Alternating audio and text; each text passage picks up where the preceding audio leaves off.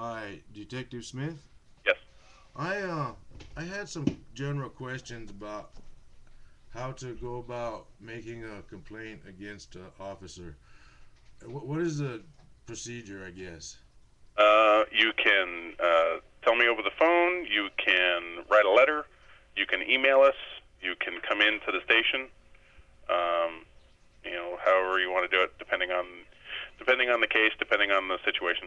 Do you have a email-based complaint form, or is it just a general description? Do you ask certain questions on the form, or is there a form? Um, I I think it's just an open form, like writing us an email.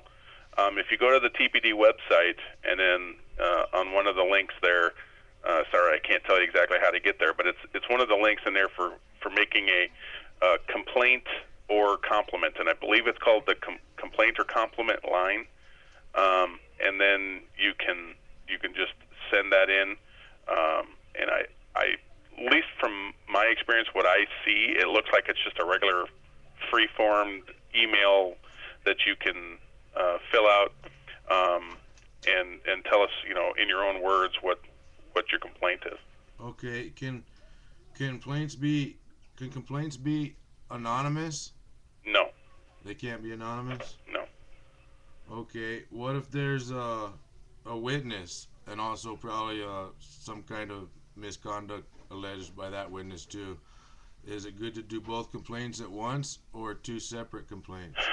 Well, if now a witness to your complaint, or a witness, like there's Well, there, a witness to a complaint that probably the other person is a witness to the other complaint. I mean, yeah, they're both witnesses to each other. Yeah, they're both. Yeah, yeah.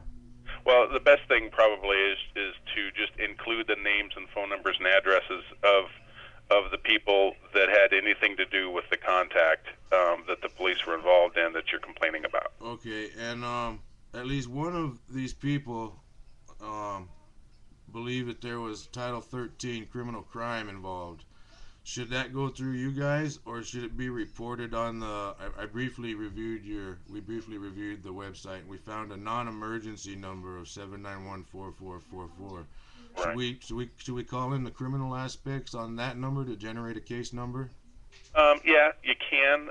Usually, what I tell people, when they're trying to report a crime, is that if the crime is, nonviolent and not occurring right now, if it's something that, let's say, Past, to you past. got stuff stolen out of your carport 2 days ago, and you want to report it, you can use the non-emergency line, and then within a couple of days or so, an officer will call you and give you a case number and take the information. Okay. So you'll have to make your own decision on what it is that you want to report, Okay, because yeah, yeah. if it's something other than, something that's, a non-emergent, a non-violent kind of a reoccurring type of situation, where if you want somebody to come out to you, you'll have to call 911. Put it that way. Right. Well, I'm in the county, but this happened in the city. Hmm. Let's see. Let's see. I had something else on my mind and I forgot what it was. Um, but is it good to if we all chose to come down there? Is it good to bring the witness and get everything over at one time, or? Yeah, yeah, Yeah. that's a good way to do it. Okay. How do you guys? You guys got a little room, or you make an Hmm. interview out in the lobby, Yeah, or you got a room? You say? yeah, we have a little office here that we'll bring the folks in. We'll get the information from you probably, and then they'll tape record everybody that you bring with you, that is a witness to the event. And if and I can let you know too, is that witnesses to events like this, we'll probably talk to everybody, but whether or not they put in any kind of merit into what they have to say is going to be, if it's a true third-party complaint, meaning that it's just somebody that has nothing to do with you, and is a passerby, and they want to stand up for you, kind of a thing. That's the best kind of witness.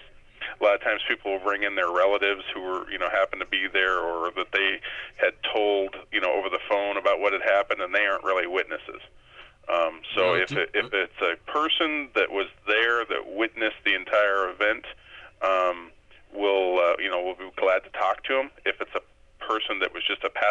side that witnessed the entire event, they're going to have a little bit more credence in it's just like in the courtroom. If you've got somebody that's just an innocent victim witness type of person that just happened to be walking by and saw somebody get assaulted, they have no reason to take one person's story over another, and the courts look at them as something that's going to be a little bit more credible, as opposed to a husband and a wife is supporting the husband's story, or vice versa. So it kind of depends on what the situation was and how things went down as to how much how many people you want to bring in. I see. Well, it's better to bring a witness versus one person anyway. In any way. Yeah, I mean, it's just one of those things where how long does your we certainly don't want you to show up with a whole busload of people. Well, if I had them, I would. How long does the investigation process take? A week, 2 weeks, a month?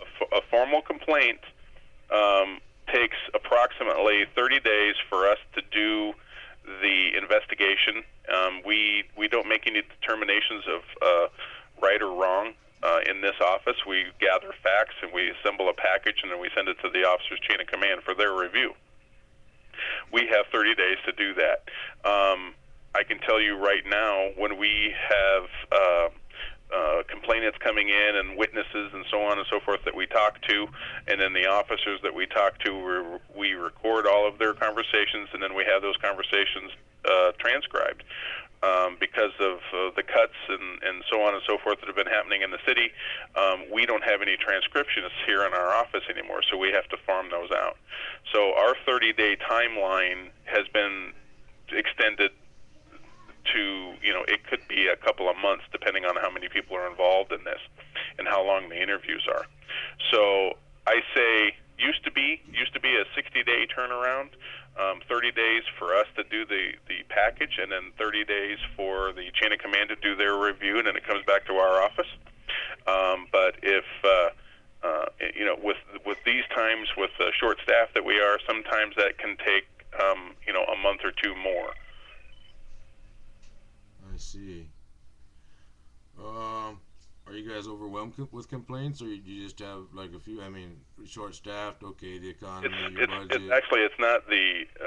It's not the staffing. We have the same amount of detectives. It's just the processing of the complaints that we have to. We don't have enough transcriptionists, and because they were laid off, so we have to use the ones that we do have, and they have basically double the work. It's just like. So all the other businesses that have been affected. Yeah. Well, not like all of them. Some of them went under. Well, yeah. What is do you give out a receipt when you get a complaint so that the party, us, yes. would know? Yeah. How long does it take to get that upon? That'll be the day that you come in. Okay. And then the alternative, if it was by mail, then as soon as you guys got it and hit someone's desk, another letter would be generated that direction, right? Yeah, usually, depending on of course, if you mail it in or email or something like that, then we have to review it. Normally, the way it works is that after we contact you, we get the more information, because even if you write us a letter, we'll probably have to contact you anyway, and get the information that we might have questions about. After we have contact with you, then we'll send you out a complaint receipt. Okay. If you come in, then we'll give you the complaint receipt right then. I think I got my questions answered. Now I need to get something formulated. I'm going to thank you for your time. Okay, sir. And what was your name again? My name is Detective Smith. What do you have first name? Alan. Okay. Thank you. Thank you very much. Okay. Good day.